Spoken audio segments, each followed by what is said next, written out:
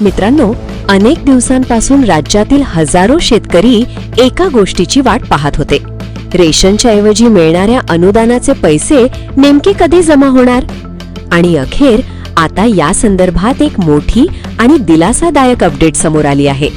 कारण राज्य शासनाने 2026-27 या वर्षासाठी निधी उपलब्ध करून दिला आहे आणि आता पात्र लाभार्थ्यांच्या खात्यात हे अनुदान टप्प्याटप्प्याने जमा होण्याचा मार्ग मोकळा झाला आहे.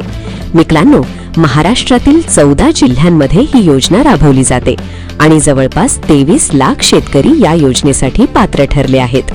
आता इथे एक महत्त्वाची गोष्ट समजून घ्या. या योजनेमध्ये शेतकऱ्यांना रेशनच्या ऐवजी थेट डीबीटी पद्धतीने आर्थिक मदत दिली जाते. म्हणजेच लाभार्थ्यांच्या बँक खात्यात थेट पैसे जमा केले जातात. विशेष म्हणजे या अनुदानासाठी तब्बल 66 कोटी रुपयांचा निधी उपलब्ध करून देण्यात आला आहे. हा निधी भारतीय स्टेट बँकेच्या पूल बँक खात्यात जमा करण्यात आला आहे आणि त्यानंतर पात्र लाभार्थ्यांच्या खात्यात तो जमा केला जाणार आहे. मित्रांनो, या योजनेचा लाभ कोणत्या जिल्ह्यांना मिळतो? तर त्यामध्ये अकोला, अमरावती, बीड, बुलढाणा, छत्रपती संभाजीनगर, धाराशिव, हिंगोली, जालना, लातूर, नांदेड, परभणी, वर्धा, वाशिम आणि यवतमाळ या जिल्ह्यांचा समावेश आहे.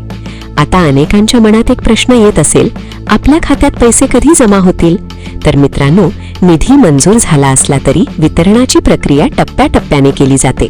आता इथे आणखी एक महत्त्वाची गोष्ट लक्षात घ्या. ज्या लाभार्थ्यांची केवायसी पूर्ण झालेली नाही किंवा रेशन कार्डमध्ये काही अडचणी आहेत, अशा लाभार्थ्यांच्या खात्यात पैसे जमा होण्यास विलंब होऊ शकतो. म्हणून एकदा तुमची माहिती नक्की तपासून घ्या. आणि जर तुम्ही या योजनेसाठी पात्र असाल तर तुमच्या रेशन कार्डवरील हेड ऑफ द फॅमिली म्हणजेच मुख्य व्यक्तीच्या बँक खात्यात हे पैसे जमा होऊ शकतात. मित्रांनो, सध्या सर्वात महत्त्वाची गोष्ट म्हणजे निधी उपलब्ध झाला आहे आणि आता पुढील प्रक्रिया सुरू झाली आहे. त्यामुळे संयम ठेवा आणि अधिकृत माहितीकडेच लक्ष द्या. तुमच्या जिल्ह्यात पैसे जमा झाले असतील तर कमेंटमध्ये नक्की सांगा.